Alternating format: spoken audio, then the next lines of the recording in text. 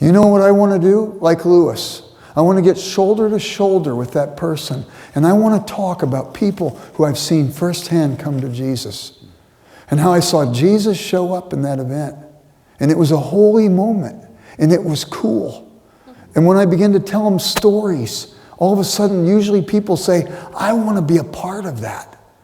People, you will get promptings from the Holy Spirit. I should share with this person. Maybe the prompting is pay the electric bill for your neighbor who's out of work.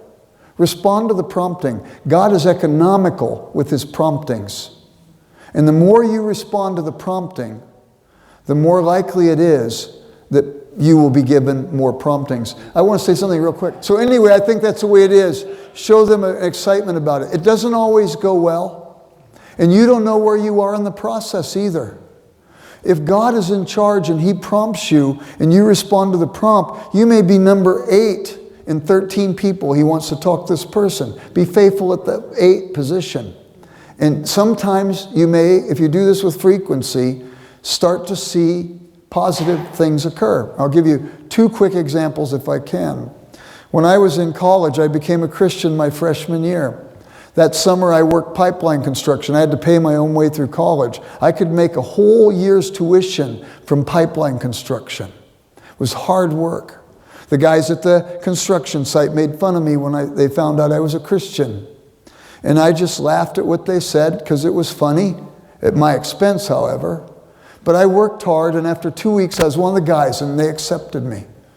And I said to them at the end of the summer, what would I have to do to share Christ with you before I go back to school? They said, you bring us a case of beer and you could talk to us about Jesus as long as you want. I was too young to buy them a case of beer, and I didn't know if that was appropriate, but I got my roommate to buy them a case. They split it up at work, and they put the beer in the cooler, and at the end of the day, each one pulled out 1 beer, that's all, popped the beer, laid it on the grass, and said, Jerry, you could talk to us about Jesus as long as you want.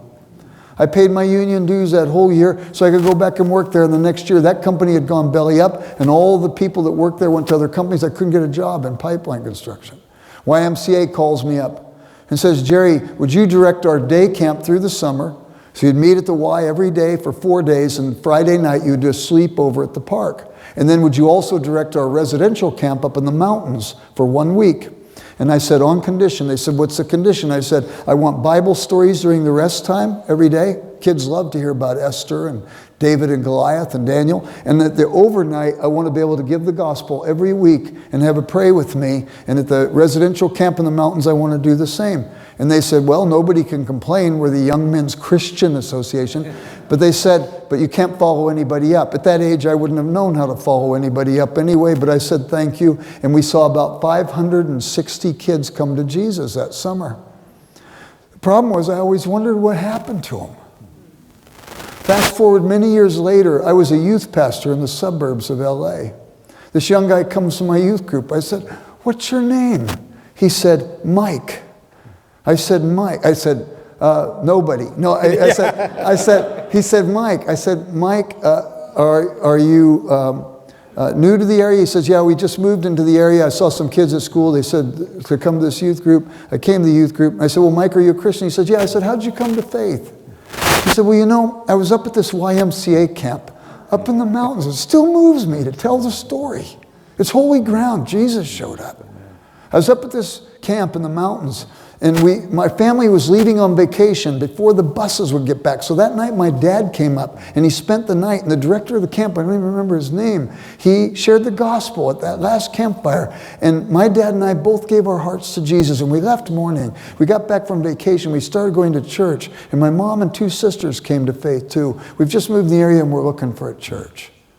I said, Mike, what was the name of the camp? He said, Little Green Valley YMCA camp. I said, what was the YMCA you went up with? And he said, Southeast YMCA in Huntington Park, California. I said, Mike, I was the director of that camp.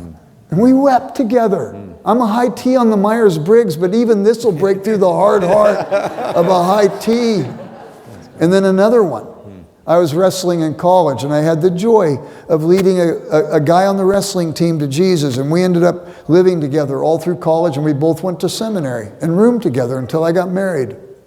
And there were 2 wrestlers that came our junior year, and we went to share Christ with them after practice one day, and they just went ballistic. They were so upset. And every day in practice for the next 2 years, they brought it up. And they would rag on us, but not for long, because they were young and we could pin them.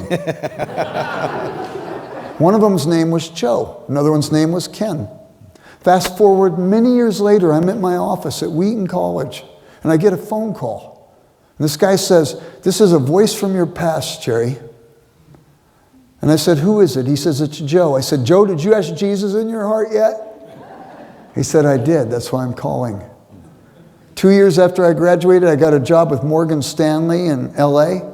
A guy took me to a Christian businessman, another Christian who didn't know that he got to be at the concluding end of a link of people. Took me to a Christian businessman's club, and I asked Jesus in my heart. I got followed up with Navigator discipleship material, and I have since been leading people to Christ myself. And he said, I was at a Christian businessman's meeting, and they just told me somebody was a link in your coming to faith and hasn't heard the end of the story. Call them and tell them. He said, it took me 3 days to locate you. I want you to know, thanks for sharing, even in those times when I was unresponsive. Is it cool? Or what? It's probably 9:30, these poor people. No, thank you so much for sharing.